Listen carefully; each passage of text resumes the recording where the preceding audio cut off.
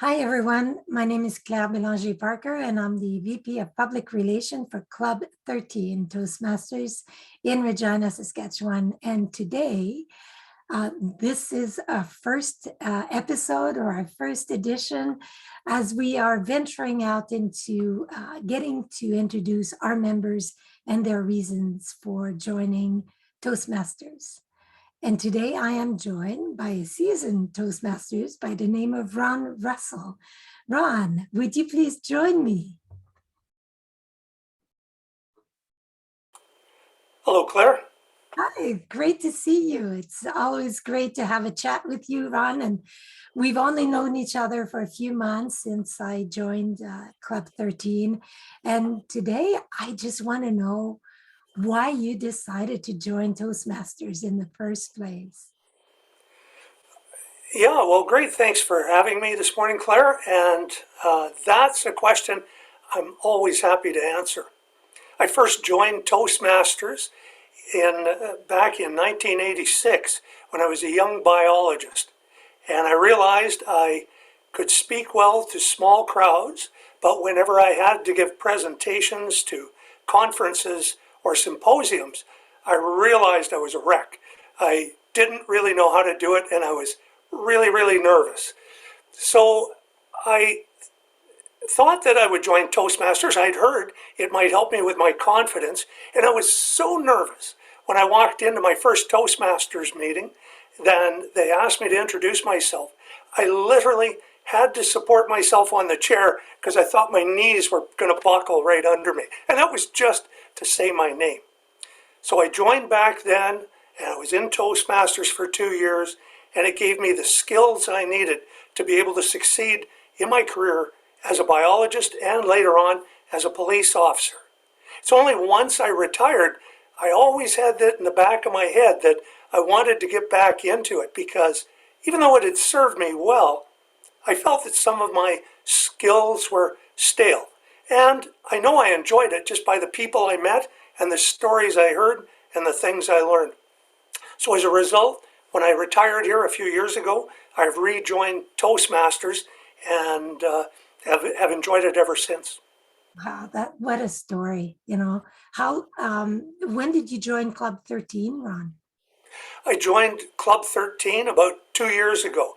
I had moved out from British Columbia, and the club I initially joined back in 1986 was in Edmonton. It was the Sundowners Club. And then I moved to Campbell River for a while, and I joined the Discovery Club. And then I moved to Courtenay in my retirement, and I joined 60 Minutes Toastmasters. But when we moved to Regina, I ended up joining Club 13. And there's about a dozen clubs, I believe, in the Regina area. And I shopped around and looked at 3 or 4. And this was one that I just kind of felt like I fit a little better, and I especially liked their time slot, and I liked the location, and I also liked the fact that their meetings were 1 hour. Great. Since this is our first exercise of doing these videos, I joined Toastmasters in 2006 because I thought because English is my second language. And I thought if I could speak at 7 o'clock in the morning, it was daybreakers. And I thought if I could speak at 7 o'clock in the morning, I can speak anywhere, anytime. It was such a transformative year for me to gain the confidence of being able to communicate in my second language. But it also gave me even more confidence to speak in French. And finding Club 13, after many years, a long hiatus, I would say, I started shopping around again last year and joined Club 13 just a few months ago. And I love the time and the fact that we're still virtual. I have to admit that the virtual world really suits my schedule right now, but I am looking forward to returning to face-to-face events for sure. Yeah, just one more. There was one more thought I thought I'd pass on about when I first joined back in 1986, and that is that because I was a biologist, I was out in the field a lot, I grew up in a blue collar family. I was a blue jeans and checkered shirt guy. And when I was presenting to professional audiences, they were all shirt and tie guys. And I think part of that threw me right off, because in my household, the only time people wore ties were when they were getting buried or they were getting married. And to this day, I'm not sure which one of those scare me the most, but anyway. You do a good job at this now. Yeah. How have you found the virtual environment in the last year? Has it been challenging for you? I mean, I'm learning a ton of ways to manage this virtual environment through Toastmasters, because they have training sessions. We've got mentor within the club helping us navigate this environment. But for you personally, has it been a challenging year? It has been a challenging year, and I have learned a ton. I think almost every mistake you could make, I probably have made, but I've learned from every one of them. And there's always been somebody in our club I've been able to reach out to that has helped me navigate them. And it's a learning progression, and I've felt much more comfortable in this medium now than I did a year ago by far.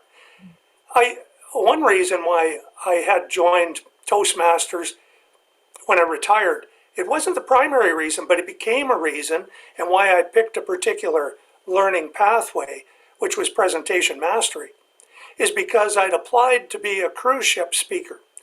And in order to do that, I just wanted to really hone my skills. Then, just when I was about to have my first cruise, I was signed up to go. COVID hit. And that was the end of that. But I thought perhaps I've still got a chance of doing this if I can adapt to the technology so I can do presentations remotely. And this past year and a half with Toastmasters, with these Zoom meetings, I have definitely picked up the skill to the point where I feel comfortable giving online presentations now. That's fabulous. It's a learning journey. Toastmasters is certainly teaching us a lot of different ways of communicating. So I've been on the leadership, oh my goodness, the different path that we get to select. So for me is dynamic leadership, I believe it's called.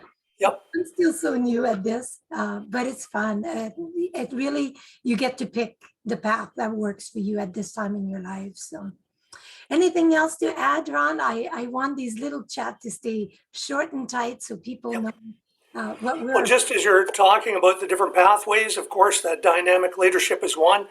Just a couple more I can think of: team collaboration, presentation mastery, persuasive influence, and there's about a half a dozen more. And anyone that's looking to improve their skills in any of those areas, or looking for a certification for a resume, it's certainly something that they should consider checking into a Toastmasters club and checking us out. Well, thanks for joining me, Ron. It's going to be fun getting to know all our Club 13 members over the next few months. So have a wonderful day, and I look forward to seeing you at our next meeting next week. Same here. Thanks very much, Claire. Have a great day. Welcome.